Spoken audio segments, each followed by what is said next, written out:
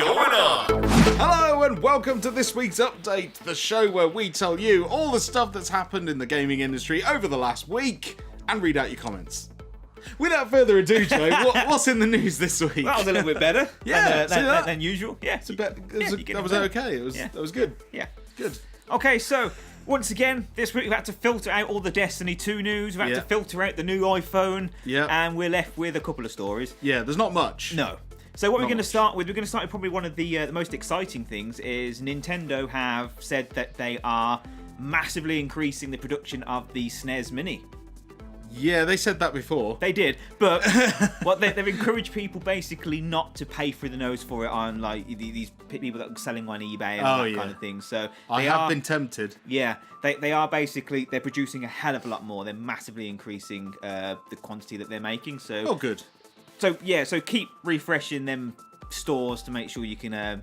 It makes sense, really. I mean, like everyone's gonna want one. Yeah. So why not make more, Nintendo? Because you're going to make a profit on all of this. More money. Yeah. It makes sense. So just make more. Yeah. Which they are doing. They Good. are. Yeah. Excellent. Also, they are putting back into production the NES Mini. Well, that makes me feel a bit naff because I paid more than I should have for my NES Mini. But it's fine. It's fine. Not bitter. Yeah, but you've got one now, and you didn't pay that much. You didn't pay like too much for it. You didn't go and like drop 300 quid on eBay or whatever for No. So those of you that missed out on the NES Mini, rest assured. Yeah, they are more coming back. Yeah, I don't know how many. Probably two, just gonna, yeah, it's just going to come and just go. There you go. Our sources say there are 2 more being made. Yeah, and sticking with Nintendo for one last thing, they're making their own SD cards. That's right. Yeah, they're coming in 2 flavors of 64 and 128 gigabyte cards, and they've said that you will need these for certain games that require extra storage. So far, there are no games out at the moment that really need this feature. But they are coming, apparently. So that means you're going to have to buy some Nintendo SD cards that are probably priced twice the amount of regular SD cards. Because they say Nintendo on them. But obviously, the micro SD card slot on the Nintendo will take any micro SDs you've got lying around anyway. Up to 128 gig. Yeah, and they're only really going to be used for people that buy the online games, so the digital games, like because obviously the cartridge. Got to store them. Yeah, and all that. But if you get digital download only games, then you will need a micro SD card eventually because the memory's not that large in a Nintendo Switch as standard. So get looking out for those soon. Yep. So that's Nintendo out the way.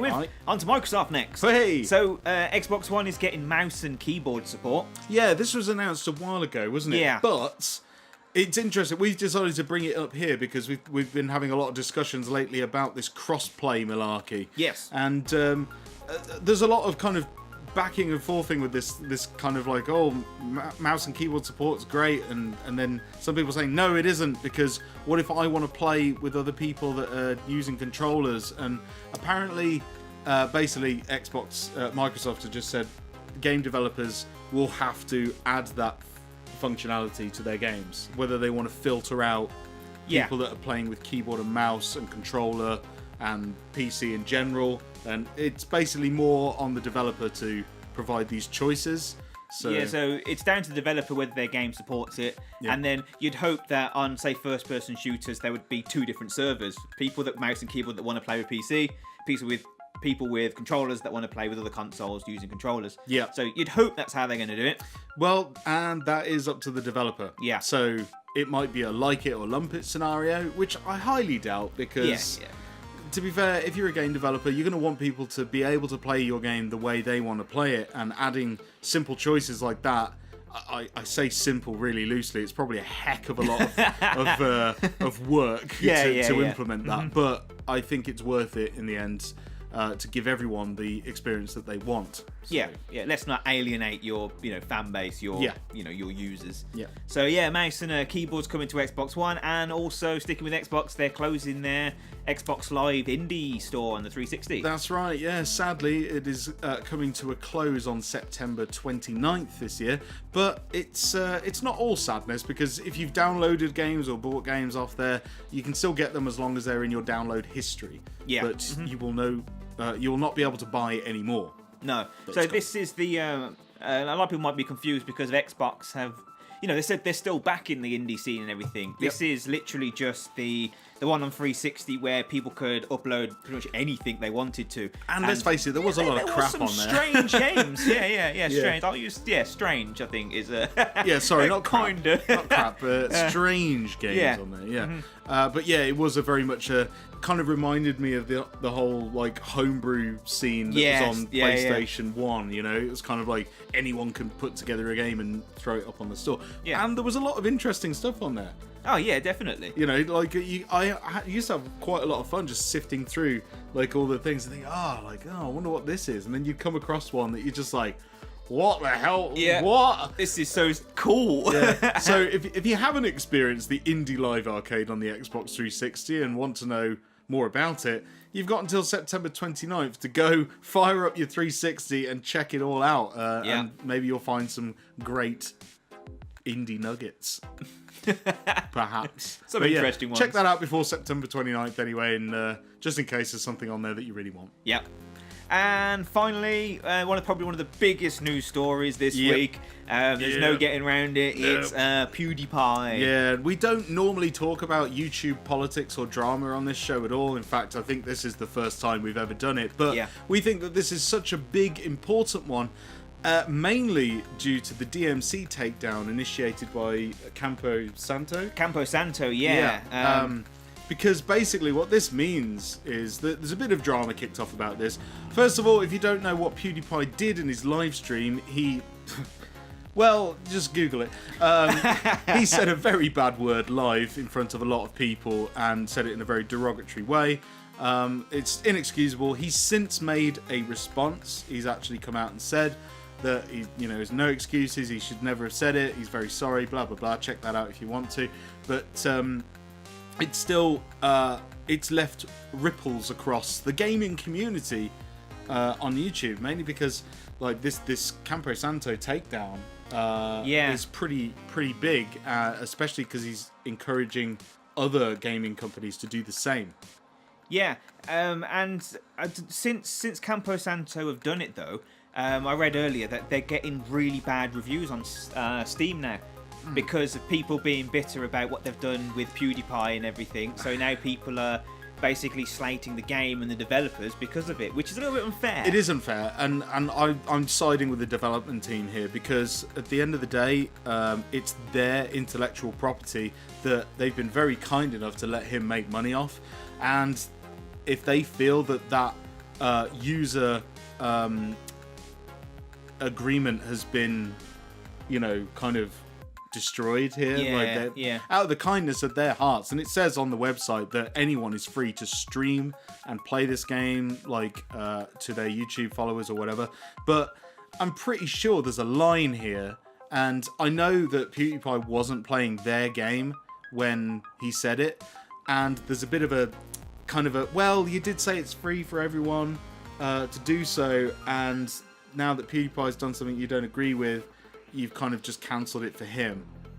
So it's kind of, you can't really do that. I don't think there's a standing ground in a case of law that could say that you have a leg to stand on here, and I'm pretty sure PewDiePie can just say, well, no, I'm not taking it down because your website says I can stream it, and in the eyes of the law, I'm pretty sure that that's fine. Yeah. But I still understand where the developer's coming from in the fact that they worked very hard to make their, video game and make their content, and this guy on the internet is like using racial language in live streams, and he's got very popular off playing their content, and they're just kind of sick of him making money off it. Yeah. So I think what they tried to do is start a wave of companies doing this, but also it worried me as to the future of what this actually means, because Yeah. it's not great, is it? No, so more people. But YouTube has already changed over the past couple of months. So, you know, a lot of our videos now, we don't get the ad revenue because of it features content that most advertisers don't like. So they're definitely becoming a lot more strict on that. Yep. Yeah, and it's just, YouTube's getting quite big now, so a lot of these stories are coming out in the media because, well, there's not a lot going on in other media, so let's now attack YouTube. I feel that's probably part of it. Okay, still, what PewDiePie did, you know, it is inexcusable. Yeah, it's terrible, especially considering the amount of people that were watching, his followers. That's the thing. It's like, everyone's played online games. They know they can get pretty worked up, and in the heat of the moment, you probably do shout expletives at your TV. Yeah. But when you've got potentially 57 million people watching you, you kind of have to be mindful about what you're saying. Yeah, I mean, that's like more than the BBC. Yeah. You know, that's more viewers than the X Factor gets on a Saturday night in the UK. Yeah. You know, that's how insane this is, right? It's like, you can't do that. When you've got that much influence, he needs to...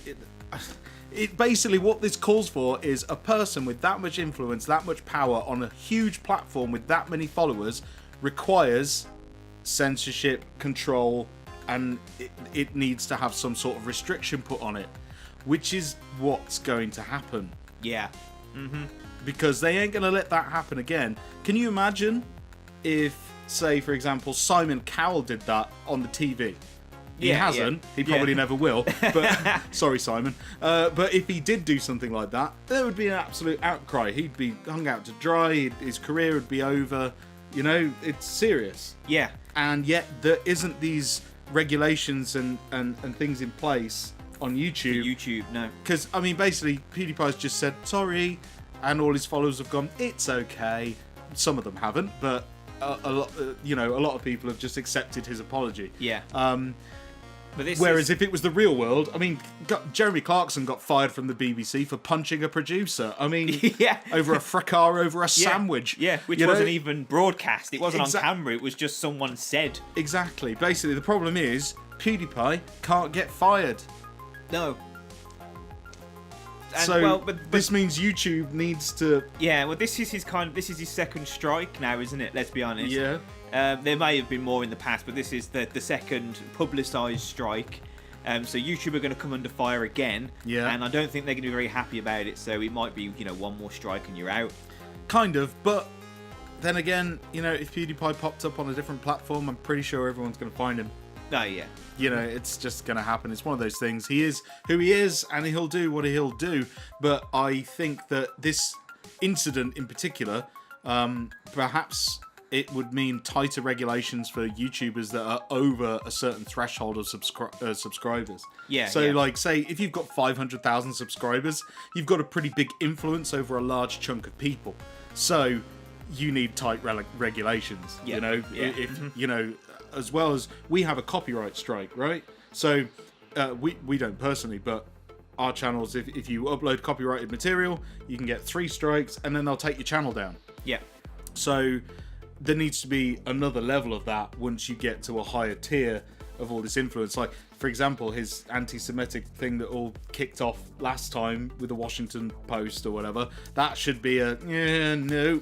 And Disney did it straight away, didn't they? They just Maker Studio dropped him. Yep. YouTube cancelled all of his YouTube Scare Red PewDiePie, thing. yeah. So he pretty much dropped by everyone. I mean, like I said, but he's got 57 million followers. He will continue and he'll still make money from the people that still follow him. Yep. But yeah, it's just like, as you said, when you get certain threshold, the bigger channels should maybe have their own manager that just basically just looks out for their content. I mean, seriously, YouTube should start employing some staff to look after these people that have insane amounts of followers, because I don't think they can do it on their own.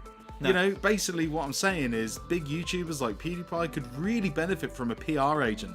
Yeah, so I'm thinking, PewDiePie's the same age as me, and I'm trying to think, how would I cope with the pressure of 57 million people, potentially hanging on my every word? I have a hard enough time with 5,000. It's kind of scary. 57 million, that's an insane amount of influence. So basically, I think, although, PewDiePie did a terrible thing, but it sent waves, and it means much bigger things for the YouTube gaming community, and the YouTube community in general, I think, is going to see some changes from this. This is an incident that's happened that is going to cause change. Yeah, definitely. So watch this space on that one. Space, yeah, but we'd like to know in the comments what you think of it and PewDiePie in general, and what's going on with YouTube. Yeah. Perhaps like not the incident itself, because we all know that's just completely wrong anyway. But yeah, what does this mean for the future of YouTube and the platform? Let us know your thoughts down below. Yes. That's it for the news. That's it for the news, and now we've got to the part of the show where we read out your comments from last week's show. So if you left us a comment on the last week's update, we're going to read it out for you now. Yep. But I should tell you that we've actually had to film this update a day before usual. So if you leave any comments on the video today, we're not going to see those. Sorry, but scheduling issue. Yeah, but we'll read them next week. Yeah, we'll add them on. So we're going to start with Andy M. Hey, Andy. He says he's enjoying Destiny 2. Brilliant upgrade from the first game, but Destiny is like COD. Unless you're a fan. If you're a fan, you'll follow it to the end. If not, then obviously you won't. Yeah, I see the point. Yeah, I mean, I've got no doubt in my mind that Destiny 2 is a fantastic improvement over the first one. I haven't got time for it. It's not enough of a different game for me to go, yeah, I'll try this again. Yeah. It's kind of more of the same, but improved. So I just, despite the improvements, I'm just like, I'm fine. I don't need to play it. Yeah. He also says that he's not going to be buying any weapon skins or food item codes like the Pop-Tarts and the... Yeah, stay off them Pop-Tarts. They're really bad for you. Full of sugar. Yeah. And then he says, would we be buying Dragon Ball Xenoverse 2 for the Switch? I didn't even know it was coming out, and I'm gonna make a claim that I've never actually played a Dragon Ball game in my life. I've watched the series up to the Cell Saga.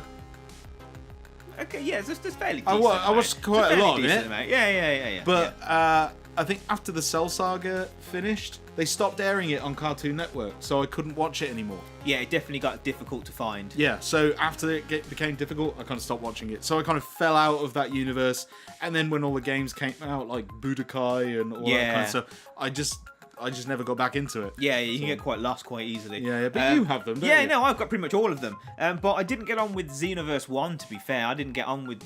It just was, I don't know, it was too difficult. I know that sounds like really...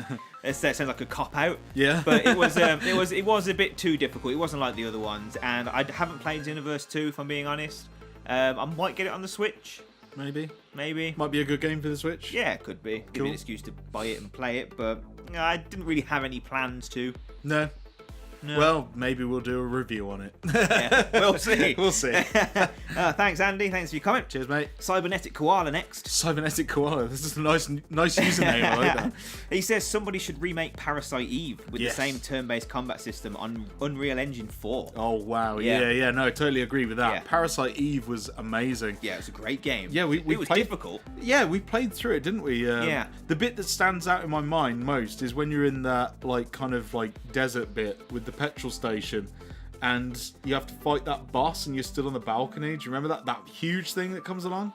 Was that Parasite Eve 2? Yes, it was. And it was the motel, wasn't it? That's right. So you're in the motel. It was a motel, not a petrol station. Yeah, it was a motel. You're fighting it along the balcony. Balcony. Yeah. That was amazing. Yeah, that was good. That was good. I would like to see them sort of games come back. Yeah, I do have a copy of Parasite Eve 1 on the PlayStation 1, but it's all in Japanese, and holding your phone up to the screen with the Google Translate. It's just a bit of a faff, really. Yeah, there's a lot of text. Yeah, so I actually don't know if they've done a localized version of that, or maybe someone's released a ROM that's translated. Maybe. But, I don't think there's been an official release over here of it. No, I think the only one we got was the second one, Parasite Eve 2.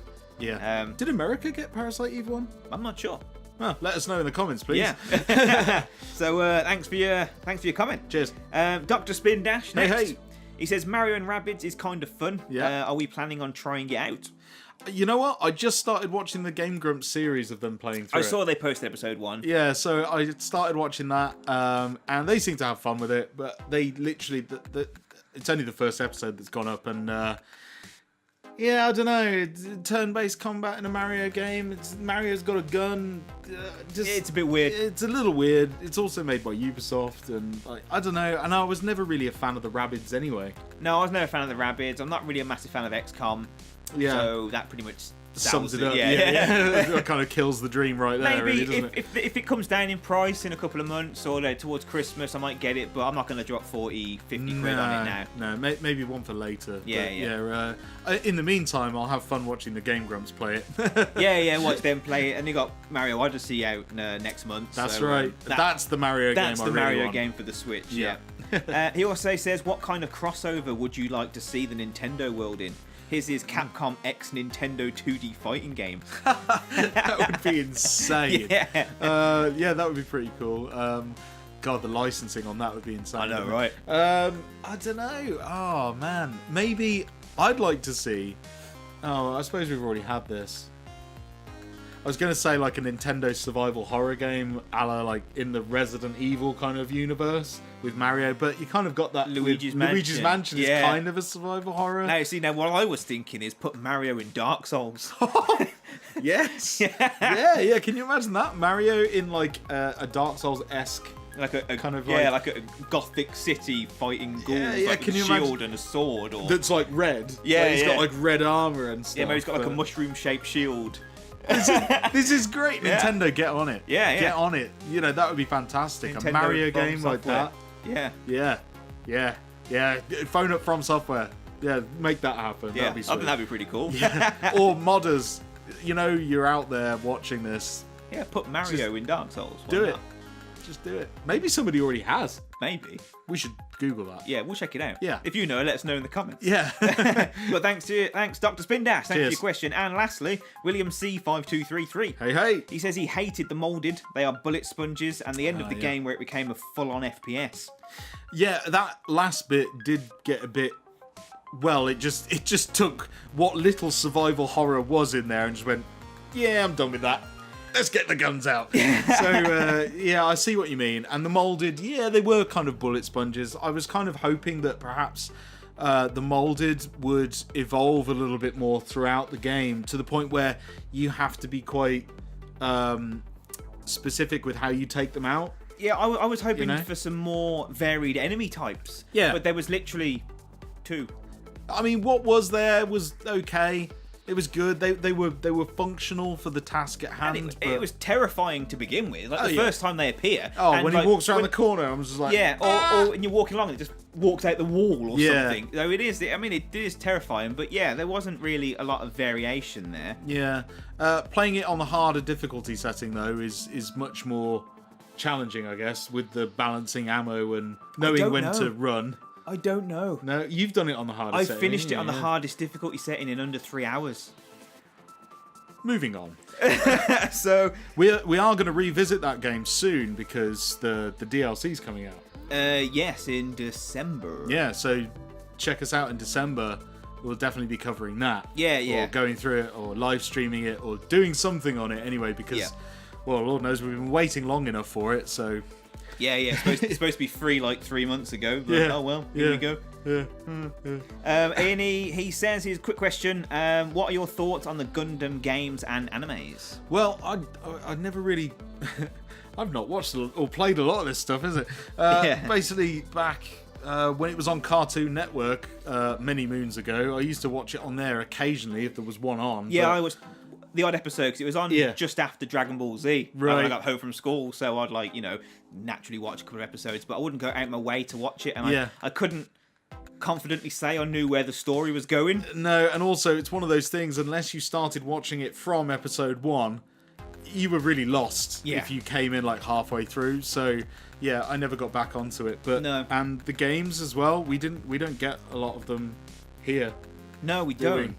I think we got maybe one, which was the Dynasty Warriors, the fighting one. Yeah. But I am aware that a lot more Gundam games come out overseas and in Japan mainly. But so we haven't actually got that many Gundam games here. No, not at all.